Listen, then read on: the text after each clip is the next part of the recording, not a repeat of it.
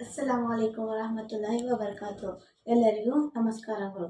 सो 10th standard के students, आज हम आपको क्या लेंगे पर मादरी प्रश्न पत्रिके वाले तो किसे बोलते हैं, मॉडल क्वेश्चन पेपर को। इसमें सबसे पहले फर्स्ट मॉडल क्वेश्चन पेपर में जितने क्वेश्चन आंसर्स हैं वो सारे क्वेश्चन आंसर्स अब हम डिस्कस करेंगे। ದ್ವಿತೀಯ ಭಾಷೆ ಕನ್ನಡ ಮಾದರಿ ಪ್ರಶ್ನೆ ಪತ್ರಿಕೆ 1. Second language Kannada model question paper first भाग ए बोले तो पार्ट ए। फर्स्ट सब में पहले हम क्या देखेंगे, 1 मार्क के क्वेश्चन आंसर्स देखेंगे। ಒಂದೊಂದು ವಾಕ್ಯದಲ್ಲಿ ಉತ್ತರಿಸಿರಿ। ಪ್ರಶ್ನೆ 1. ಶ್ರೀ ಪಂಡಿತಾರಾಧ್ಯ ಶಿವಾಚಾರ್ಯರಿಗೆ ರೋಟರಿ ಸಂಸ್ಥೆ ಯಾವ ಪ್ರಶಸ್ತಿ ನೀಡಿದೆ? ಉತ್ತರ: ಶ್ರೀ ಪಂಡಿತಾರಾಧ್ಯ ಶಿವಾಚಾರ್ಯರಿಗೆ ರೋಟರಿ ಸಂಸ್ಥೆ ಪಾಲ್ ಹ್ಯಾರಿಸ್ ಪ್ರಶಸ್ತಿ ನೀಡಿದೆ. ಪ್ರಶ್ನೆ 2. ಸಸ್ತನಿಗಳ ಆಶ್ರಯಧಾಮಗಳು ಯಾವ್ಯಾವು? ಉತ್ತರ: ಗುಹೆ, ಪೊಟರೆ, ಗೂಡು, ಬಿಲದಂತಹ ಜಾಗಗಳು ಸಸ್ತನಿಗಳ ಆಶ್ರಯಧಾಮಗಳಾಗಿವೆ. ಪ್ರಶ್ನೆ 3. ವಿದ್ಯಾರ್ಥಿಗಳು ಕಾಫಿ ಕುಡಿಯಲು ಎಂತಹ ಕಪ್ಪುಗಳನ್ನು ಆರಿಸಿಕೊಂಡರು? ಉತ್ತರ: ವಿದ್ಯಾರ್ಥಿಗಳು ಕಾಫಿ ಕುಡಿಯಲು ಬೆಲೆ ಬಾಳುವ ಕಪ್ಪುಗಳನ್ನು ಆರಿಸಿಕೊಂಡರು. ಪ್ರಶ್ನೆ 4. ಗೋಪಾಲನಿಗೆ ಬಣ್ಣ ಬಣ್ಣದ ಹೂಗಳು ಹೇಗೆ ಕಾಣಿಸಿದ್ದವು? ಉತ್ತರ: ಬಣ್ಣ ಬಣ್ಣದ ಹೂಗಳು ಸಾವಿರಾರು ಮಳೆಬಿಲ್ಲುಗಳು ಸೇರಿ ಕುಣಿದಂತೆ ಕಾಣಿಸಿದ್ದವು. ಪ್ರಶ್ನೆ 5. ಗೋಪಾಲನು ಹೊಸ ಪಂಚೆಯನ್ನು ಬಯಸಿದ್ದೇಕೆ? ಉತ್ತರ: ಗೋಪಾಲನ ಸ್ನೇಹಿತರು ಹೊಸ ಬಟ್ಟೆ ಹಾಕಿಕೊಂಡು ಬರುತ್ತಿದ್ದರು. ಇಂತಹ ಹಳೆ ಪಂಚೆಯನ್ನು ನೋಡಿ ಅಪಹಾಸ್ಯ ಮಾಡುತ್ತಿದ್ದರು. ಆದ್ದರಿಂದ ಗೋಪಾಲನು ತನಗೆ ಹೊಸ ಪಂಚೆ ಬೇಕೆಂದು ಬಯಸಿದನು. ಪ್ರಶ್ನೆ 6. ಏಣಿಗೆ ಬೀಳುವ ಭಯವಿಲ್ಲ ಏಕೆ? ಉತ್ತರ: ಏಣಿಯು ಆನೆ ಭಾರ ಹೊತ್ತು ಕಟ್ಟಿ ನೆಲದ ಮೇಲೆ ಕಾಲೂರಿ ನಿಂತಿರುವುದರಿಂದ ಅದಕ್ಕೆ ಬೀಳುವ ಭಯವಿಲ್ಲ. ಪ್ರಶ್ನೆ 7. ಕೆರೆಗಳು ನಿಷ್ಪ್ರಯೋಜಕ ಆಗುವುದು ಯಾವಾಗ? ಉತ್ತರ: ಕೆರೆಯನ್ನು ತೋಡಿದಾಗ ನೀರು ಬರದೇ ಇದ್ದರೆ ಕೆರೆ ತೋಡದು ನಿಷ್ಫಲವಾಗುತ್ತದೆ. ಪ್ರಶ್ನೆ 8. ದೂರಕ್ಕೆ ಬೇಣು ಹಾಕಿದರೆ ಏನು ಪ್ರಾಪ್ತಿಯಾಗುತ್ತದೆ? ಉತ್ತರ: ದೂರಕ್ಕೆ ಬೇಣು ಹಾಕಿದರೆ ಹೆಚ್ಚಿಗೆ ಪಾತಕ ಪ್ರಾಪ್ತವಾಗುತ್ತದೆ. ಈ ಕೆಳಗಿನ ಪ್ರಶ್ನೆಗಳಿಗೆ 2-3 ವಾಕ್ಯದಲ್ಲಿ ಉತ್ತರಿಸಿರಿ। सो स्टूडेंट्स, ये 8 क्वेश्चन आंसर्स आपके मॉडल क्वेश्चन पेपर में है। अब हम 2-3 मार्क के क्वेश्चन आंसर्स देखेंगे जो मॉडल क्वेश्चन पेपर में है। ಪ್ರಶ್ನೆ 9. ಹಕ್ಕಿಗೂಡಿನಲ್ಲಿ ಬದುಕಿನ ಯಾವ ಯಾವ ಅನುಭವಗಳಿವೆ? ಉತ್ತರ: ಹಕ್ಕಿಗೂಡಿನಲ್ಲಿ ನೋವಿದೆ, ನಲಿವಿದೆ, ಆಕ್ರಂದವಿದೆ, ಸಂತಸದ ದನಿಯಿದೆ, ಕಾವು ಕುಟುಕು ಪಡೆದು ಜೀವ ಕಣ್ಮರೆಯುವ ಸೃಷ್ಟಿಯ ಅಚ್ಚರಿಯಿದೆ, ಶತ್ರುಗಳ ಬೇಟೆ ಹಾಗೂ ಪ್ರಕೃತಿಯ ವಿಕೋಪಕ್ಕೆ ತುತ್ತಾಗುವ ದಾರುಣವಿದೆ. ಈ ಎಲ್ಲ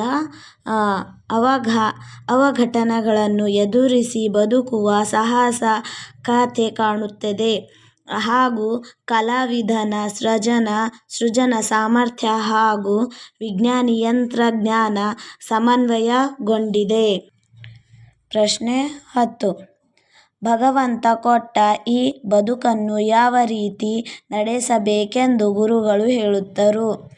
ಉತ್ತರ: ಭಗವಂತ ನಮಗೆ ಜೀವನ ಎನ್ನುವ ಕಾಫಿ ಕೊಟ್ಟಿದ್ದಾನೆ. ಅವನು ಕೊಡುವ ಕಾಫಿ ಮಾತ್ರ ಕಪ್ಪುಗಳನ್ನಲ್ಲ. ಭಗವಂತ ಕೊಟ್ಟ ಜೀವನವನ್ನು ಆಸ್ವಾದಿಸಬೇಕು. ಹಣ, ಅಧಿಕಾರ, ಅಂತಸ್ತುಗಳ ಬೆನ್ನತ್ತಿ ಜೀವನವನ್ನು ಮರೆಯಬಾರದು. ನಿಮಗೆ ಕಪ್ಪುಗಳ ಚಿಂತೆ ಬೇಡ, ಕಾಫಿ ಆಸ್ವಾದಿಸಿ ಎಂದು ಬದುಕಿನ ರೀತಿಯನ್ನು ಗುರುಗಳು ತಿಳಿಸಿದರು. ಪ್ರಶ್ನೆ 11. ಲಂಡನ್ನಲ್ಲಿ ಸಂಭವಿಸಿದ ದುರಂತಗಳ ಬಗ್ಗೆ ಗೈಡ್ ತಿಳಿಸಿದ ವಿಚಾರಗಳೇನು? ಪ್ರಶ್ನೆ ಉತ್ತರ: 1666ರಲ್ಲಿ ಲಂಡನ್ನಲ್ಲಿ ದೊಡ್ಡ ಅಗ್ನಿ ದುರಂತ ಸಂಭವಿಸಿ 3 ದಿನಗಳ ಕಾಲ ಲಂಡನ್ ನಗರ ಹೊತ್ತಿ ಉರಿಯಿತು. ಅದರಲ್ಲಿ 13,000 ಮನೆಗಳು, 80 ಚರ್ಚುಗಳು ಸುಟ್ಟು ಹೋದವು. ಈ ದುರಂತದ ನೆನಪಿಗಾಗಿ 200 ಅಡಿ ಎತ್ತರದ ಸ್ತಂಭ ನಿಲ್ಲಿಸಿದ್ದಾರೆ.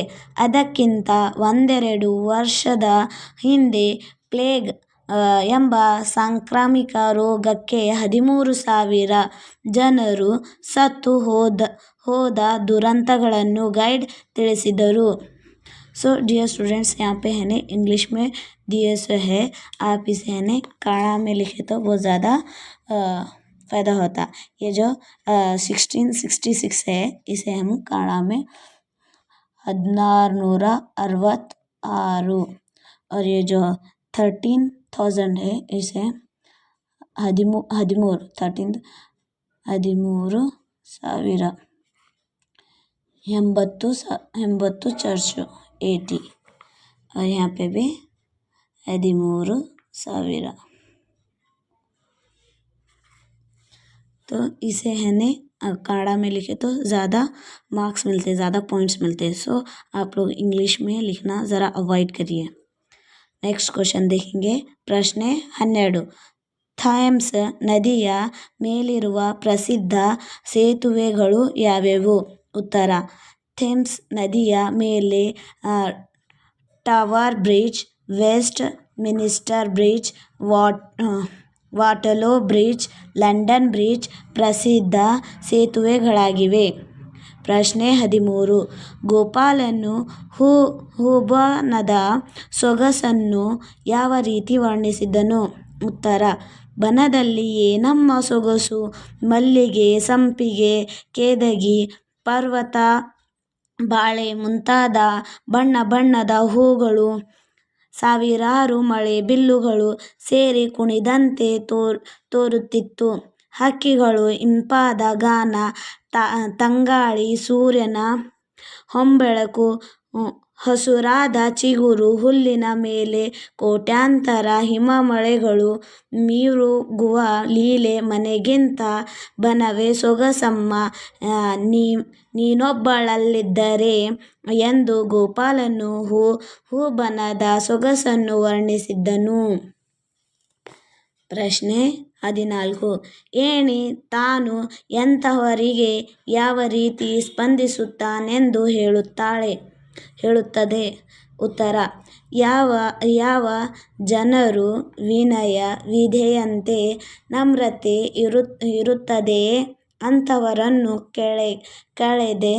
ಕೆಳಗೆ ಬೀಳದಂತೆ ಎತ್ತಿ ಹಿಡಿಯುತ್ತದೆಂದು ಏಣಿ ಭರವಸೆ ನೀಡುತ್ತದೆ. ಪ್ರಶ್ನೆ 15. ಸದ್ದು ಮಾಡದೆ ಬಾಳಬೇಕು ಎಂಬುದಕ್ಕೆ ಕವಿ ನೀಡುವ ಹೋಲಿಕೆಗಳಾವುವು? ಉತ್ತರ: ಕರ್ಪೂರವು ತಟ್ಟೆಯೊಳಗೆ ಕರಗುವಂತೆ, ದೀಪದೇರುವ ಕತ್ತಲೆ ನಿಲ್ಲದೆ ಸೇರಿದು ಹೋಗುವಂತೆ, ಹಡಗು ಬಂದರು ಸೇರಿ ಶಾಂತವಾಗಿ ನಿಲ್ಲುವಂತೆ, ರವಿ ಕಿರಣಕ್ಕೆ ಸದ್ದಿಲ್ಲದೆ ಕರಗಿ ನೀರಾಗುವ ಇಬ್ಬನಿಯಂತೆ ನೀನು ಬದುಕಿನಲ್ಲಿ ಸದ್ದಿಲ್ಲದೆ ಬಾಳಬೇಕು ಎಂದು ಕವಿ ತಿಳಿಯ ಹೇಳಿದ್ದಾರೆ. ಪ್ರಶ್ನೆ 16.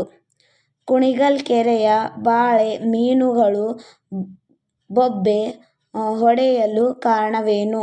ಉತ್ತರ: ಬಲೆಯಲ್ಲಿ ಸಿಕ್ಕಿಕೊಂಡು ಮೀನುಗಳನ್ನು ನೀರಿನಿಂದ ಮೇಲಕ್ಕೆ ಎತ್ತಿದಾಗ ವಿಲವಿಲ ಒದ್ದಾಡುವ ಪರಿಯನ್ನು ಜನಪದರು ಬೊಬ್ಬೆ ಹೊಡೆದವೇ ಬಾಳೆ ಮೀನು ಎಂದು ವರ್ಣಿಸಿದ್ದಾರೆ.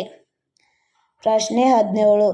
ಬಸವಣ್ಣನವರು ಜನರ ಧಾರ್ಮಿಕ ನಂಬಿಕೆಯನ್ನು ಏಕೆ ಖಂಡಿಸುತ್ತಾರೆ? ಉತ್ತರ: ನದಿಯ ಸ್ನಾನ ಮಾಡಿದರೆ ಪುಣ್ಯ ಪ್ರಾಪ್ತಿಯಾಗುತ್ತದೆ ಎಂದು ಮರವನ್ನು ಸುತ್ತಿದ್ದರೆ ಪಾಪ ಕರ್ಮಗಳು ನಾಶವಾಗುತ್ತದೆ ಎಂದು ತಿಳಿಯುವುದು ಕುರುಡು ಸಂಪ್ರದಾಯ.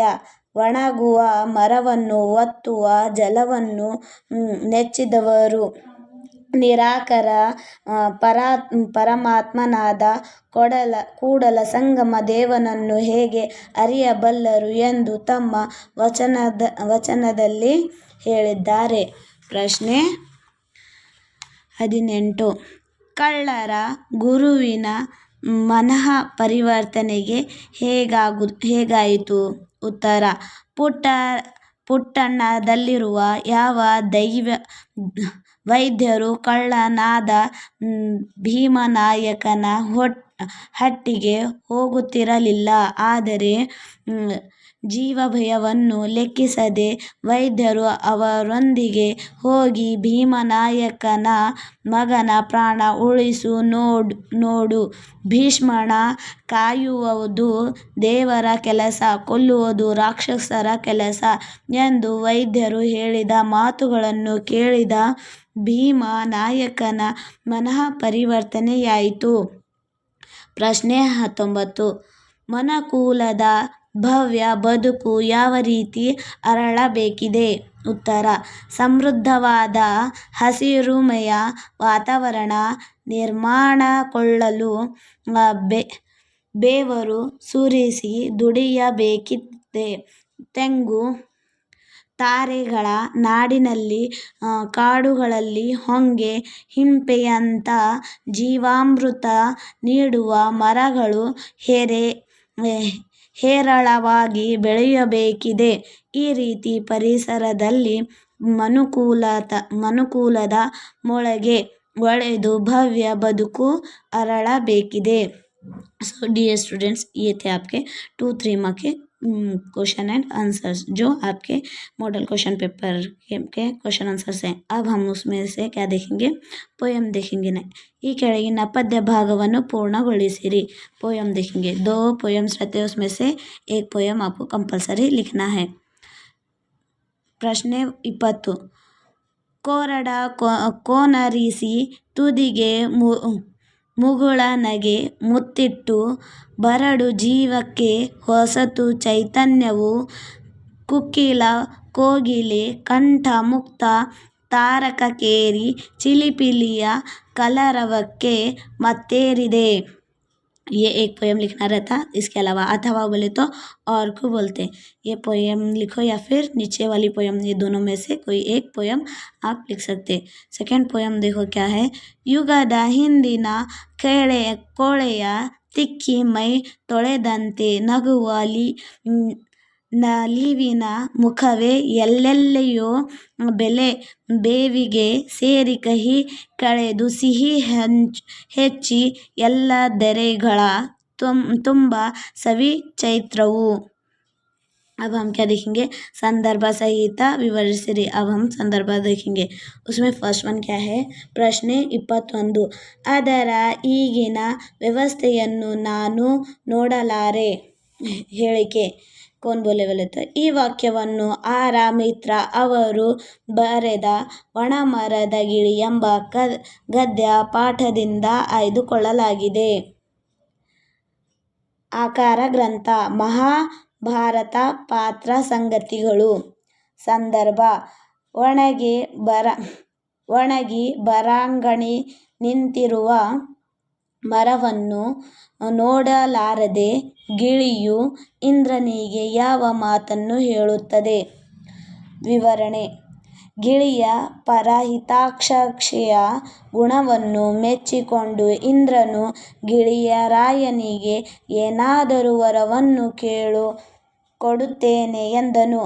ಆಗ ಗಿಳಿಯು ಇಂದ್ರನಿಗೆ ಈ ಮರವು ಮೊದಲಿನಂತೆ ಹಸಿರಿನಿಂದ ಕಳಕಳಿಸುವ ಫಲ ಪುಷ್ಪ ಭಾರದಿಂದ ಬೀಗುವ ನೆರಳು ಕೊಡುವ ಮರವನ್ನು ದಯಪಾಲಿಸಬೇಕು. ಅದರ ಈಗಿನ ಅವಸ್ಥೆಯನ್ನು ನಾನು ನೋಡಲಾರೆ ಎಂದಿತು. ಪ್ರಶ್ನೆ 22. ನಾಡ ನೀರಿಯ ಹೋಲು ಹಲುಗಿರಿಯೇ ಬಿಡುವೇನು ಹೇಳಿಕೆ. ಉತ್ತರ देखिए ಹೇಳಿಕೆ. ಪ್ರಸ್ತುತ ಈ ವಾಕ್ಯವನ್ನು ಕವಿ ಗದುಗಿನ ನಾರಾಯಣಪ್ಪ ರಚಿಸಿದ ನಿಟ್ಟೋಟದಲ್ಲಿ ಹಾದನ್ನು ಬಿಟ್ಟ ಮೇಡಿಯಲಿ ಎಂಬ ಪದ್ಯ ಭಾಗದಿಂದ ಆರಿಸಲಾಗಿದೆ. ಆಕರ ಗ್ರಂಥ ಕರ್ನಾಟಕ ಭಾರತ ಕಥಾಮಂಜರಿ. ಸಂದರ್ಭ: ಯುದ್ಧ ಭೂಮಿಗೆ ಬೆನ್ನು ತೋರಿಸಿ ರಥದಿಂದ ಇಳಿದು ಓಡುತ್ತಿರುವ ಉತ್ತರನಿಗೆ ಅರ್ಜುನ ಹೇಳುವ ಮಾತು ಇದಾಗಿದೆ. ವಿವರಣೆ: ಉತ್ತರನು ರಥದಿಂದ ಇಳಿದು ಓಡುತ್ತಿರುವಾಗ ಅವನನ್ನು ಹಿಂಬಾಲಿಸಿ ಹಿಡಿದು ನಿಲ್ಲಿಸಿದಾಗ ಅಂಜುಬುರಕ ನರಿಯಂತೆ ಹಲ್ಲು ಕಿರಿಯುತ್ತಾ ನಿಂತಿರುತ್ತಾನೆ. ಆಗ ಅರ್ಜುನ ಉತ್ತರನಿಗೆ ನಾಡ ನರಿಯೊಂದು ಹಲುಗಿರಿಯೇ, ಬಿಡುವೇನು, ಯುದ್ಧ ಮಾಡು ನಡೆ ಎಂದು ಗದರಿಸಿದನು.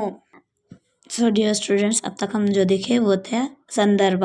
अब हम क्या देखेंगे? कवि परिचय. ये कवि परिचय लिखने से पहले उस कवि परिचय में क्या क्या रहना, क्या इम्पोर्टेंट चीज़ें हैं वो देखेंगे. साहित्यಗಳ काला बोले तो है उन्होंने कब पैदा हुए, कौन से ईस्वी में उन्होंने आए हुए थे, तो है वो लिखना है. और कृति बोला तो उन्होंने कौन से कृति लिखे हुए हैं, उनके नेम्स लिखना, मेंशन करना वो बहुत इम्पोर्टेंट है. और स्थल, उनके प्लेस को बोलते. ये सारे चीज़ें आपके कृतिकार परिचय में रहना बहुत इम्पोर्टेंट चीज़ है. तो यहाँ पे फर्स्ट कौन सा कृतिकार परिचय देखेंगे. प्रश्न 23. श्री पंडिताराध्य शिवाचार्य. ಡಾಕ್ಟರ್ ಶ್ರೀ ಪಂಡಿತಾರಾಧ್ಯ ಶಿವಾಚಾರ್ಯ ಸ್ವಾಮಿಗಳು 1951ರಲ್ಲಿ ಜನಿಸಿದ ಇವರು ಸಾಣೇಹಳ್ಳಿನಲ್ಲಿ ರಂಗಶಾಲೆಯನ್ನು ಸ್ಥಾಪಿಸಿ ಪ್ರತಿ ವರ್ಷ ರಾಷ್ಟ್ರೀಯ ನಾಟಕೋತ್ಸವ, ಶಿವಸಂಚಾರ, ವರ್ಷದ ಹರ್ಷ, ಶ್ರವಣ ಸಂಜೆ ಕಾರ್ಯಕ್ರಮವನ್ನು ಸಂಘಟಿಸುತ್ತಾ ಬಂದಿದ್ದಾರೆ. ಇವರ ಪ್ರಮುಖ ಕೃತಿಗಳೆಂದರೆ ಜೀವನ ದರ್ಶನ, ಕೈದಿವಿಗೆ, ಹುಟ್ಟ ಸಾವುಗಳು, ಮೈಥ್ಯ, ಸಮಾಧಿಯ ಮೇಲೆ, ಕಾಯಕ, ದಾಸೋಹ, ಸುಖ ಎಲ್ಲಿದೆ ಮುಂತಾದ ಕೃತಿಗಳನ್ನು ರಚಿಸಿದ್ದಾರೆ. ಪ್ರಶಸ್ತಿಗಳು: ಕರ್ನಾಟಕ ನಾಟಕ ಅಕಾಡೆಮಿಯ ಗೌರವ ಫೆಲೋಶಿಪ್, ಕರ್ನಾಟಕ ಸರ್ಕಾರದ ರಾಜ್ಯೋತ್ಸವ ಪ್ರಶಸ್ತಿ, ಕುವೆಂಪು ವಿಶ್ವವಿದ್ಯಾನಿಲಯ ಗೌರವ ಡಾಕ್ಟರೇಟ್ ಹಾಗೂ ಅಂತಾರಾಷ್ಟ್ರೀಯ ರೋಟರಿ ಸಂಸ್ಥೆಯು ಪಾಲ್ ಹ್ಯಾರಿಸ್ ಪ್ರಶಸ್ತಿ ನೀಡಿ ಗೌರವಿಸಿದೆ. ये थे श्री पंडिताराध्य शिवाचार्य के कवि परिचय. उसके अलावा और एक आपको हमेशा ऑप्शन में 2 कवियों के नेम दिखते, उसमें से एक कवि के बारे में आपको लिखना रहता पर्टिकुलरली. अब सेकेंड कवि क्या है, कौन है देखिए. ಬಸವರಾಜ ಸಬರದ ಅವರು 1954ರಲ್ಲಿ ಕೊಪ್ಪಳ ಜಿಲ್ಲೆಯ ಕೊಕ್ಕನೂರಿನಲ್ಲಿ ಜನಿಸಿದ್ದಾರೆ. ದಲಿತ ಬಂಡಾಯ ಚಳುವಳಿಯ ನೇತಾರರಾದ ಇವರು ಜನಪರ ಹೋರಾಟದಲ್ಲಿ ಭಾಗಿಯಾಗಿದ್ದಾರೆ. ನನ್ನವರ ಹಾಡು ಹೋರಾಟ, ಮೋಡಲ ಕೆಂಪು ಮೋಡ್ಯಾನ, 100 ಹನಿಗಳು, ದನಿಯಂತಿ ಹಾಡೇನ, ಬೇಳದಿಂಗಳು, ಬಿಸಿಲಾತು, ಪದಕಟ್ಟ ಹಾಡೇನ ಮುಂತಾದ ಕವನ ಸಂಕಲನಗಳನ್ನು ಬರೆದಿದ್ದಾರೆ.